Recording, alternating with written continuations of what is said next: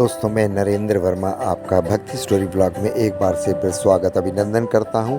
आप सबको जय श्री माँ काल और जय सिया राम बोलता हूं। दोस्तों, आज मैं आपको सती अनसुईया जी के पवित्रता के बारे में बताऊंगा। एक बार नारद जी विचरण कर रहे थे, तभी तीन देवियां माँ लक्ष्मी, माँ सरस्वती और माँ पार्वती आपस में विचार विमर्श करते हुए नारद जी ने देखा। तीनों देवियां अपने पवित्रता की चर्चा कर रही थी।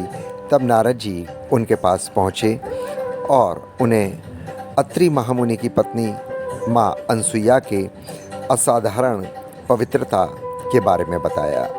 नारद जी बोले, उनके समान पवित्र नारी तीनों लोकों में कहीं नहीं है। तीनों देवियों को मन में अनसुईया के प्रति ईर्ष्या हुई।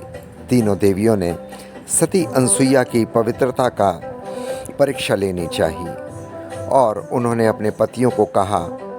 तीनों ने बहुत समझाया, ब्रह्मा विष्णु महेश राजी नहीं हुए। इस विशेष आग्रह पर ब्रह्मा विष्णु और महेश ने सती अनसुईया के अस्तित्व ब्रह्म शक्ति को परखने की सोची। जब अत्रि ऋषि आश्रम से कहीं बाहर गए, तब ब्रह्मा विष्णु महेश तीनों ने यतियों का भेष धारण किया और अत्रि ऋषि के आश्रम में भिक्षा माने पहुंच गए। अतिथि संस्कार की परंपरा के चलते माँ अनसुईया ने त्रिमूर्तियों को उचित रूप से स्वागत कर उन्हें खाने के लिए आमंत्रित किया। लेकिन यतियों के भेष में त्रिमूर्ति ने एक स्वर में कहा, हे साध्वी, हमारा एक नियम है, जब तुम निर्वस्त्र होकर भोजन परोसोगी, हम तभी भोजन करेंगे। अनसुईया असमंजस में पड़ गई। इससे तो उसकी पवित्रता खंडित होने का संकट आभास होने लगा। उन्होंने मनी मन ऋषि अत्रि का श्रवण किया। दिव्य शक्ति से उन्होंने जान लिया, ओहो, ये तो त्रिदेव ब्रह्मा विष्णु महेश हैं, परीक्षा लेने आए हैं। मुस्कुराते हुए माता अनसुईया बोली, जैसे आपकी इच्छा प्रभु।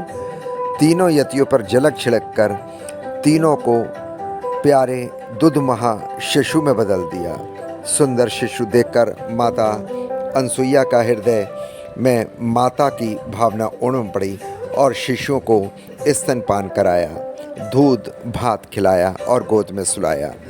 तीनों गहरी नींद में सो गए। अनसुईया माता ने तीनों को झूले में सुलाकर तीनों लोकों के शासन करने वाले त्रिमूर्ति शिशु बन गए। मेरे भाग्य को क्या कहा जाए। फिर वह मधुर कंठ से लोरी गाने लगी माता। उसी समय कहीं से एक सफ़ेद बैल आश्रम पहुंचा, एक विशाल गरुड़ फड़फड़ाते हुए आश्रम पहुंचा और एक राजहंस कमल की चोंच लिए हुए आश्रम के आगे उतर गया। इन्हें नज़ारा देखकर नारद, लक्ष्मी, सरस्वती और पार्वती भी आ पहुँचे। नारद ने विनयपूर्वक अनसुईया से कहा, माते,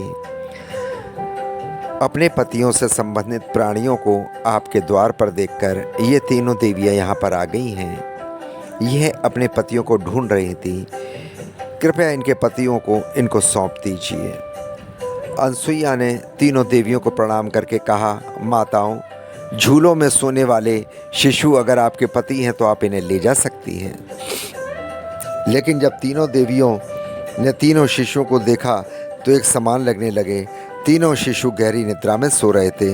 इस पर लक्ष्मी, सरस्वती, पार्वती भ्रमित हो गई। नारद ने उनकी स्थिति जानकर उनसे पूछा, आप क्या जानती हैं आप पतियों को अपने पहचान नहीं सकती? जल्दी से अपने अपने पति को गोद में उठा लीजिए।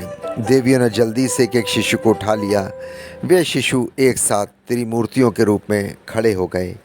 तब उन्हें मालूम हुआ कि सरस्वती ने शिवजी को, लक्ष्मी ने ब्रह्मा को और पार्वती ने विष्णु को उठा लिया। तीनों देवियां शर्मिंदा होकर दूर जा खड़ी हुईं। तीनों देवियों ने माता अनसुईया से क्षमा याचना की। यह सच भी बताया कि उन्होंने ही परीक्षा लेने के लिए अपने पतियों को बाध्य किया था। प्रार्थना की कि पुरैन इन्हें स्वरूप में लाएं। माता अनसुईया ने त्रिदेवों को उनका रूप प्रदान किया। तीनों देव सती अनसुईया से प्रसन्न होकर बोले, वरदान मांगो। त्रिदेव की बात सुनकर अनसुईया बोली, हे प्रभु, आप तीनों मेरी कोख में से जन्म लें, ये वरदान चाहिए, अन्यथा नहीं। तभी से माँ सती अनसुईया के नाम से प्रख्यात हुई, तब कालांतर में भगवान दात्रेय के रूप में भगवान विष्णु को और चंद्रमा के रूप में ब्रह्मा को और दुर्वासा रूप में भगवान शिव का जन्म माता अनसुईया के गर्भ से हुआ। कालांतर से ब्रह्मा के अंश से चंद्र, विष्णु के अंश से दत्त और शिव के अंश से दुर्वासा का जन्म हुआ। और उसके बाद माँ अनसुईया को आशीर्वाद मिला और माँ सती कहलाई। आज भी इस तीनों लोकों में माँ सती अनसुईया जैसा पवित्र कोई भी नारी नहीं है। आपको ये कहानी कैसी लगी प्लीज़ कमेंट्स बॉक्स में ज़रूर लिखें और आप अपनी राय दे सकते हैं। आपको कोई प्रश्न हो तो आप मेरे से पूछ सकते हैं।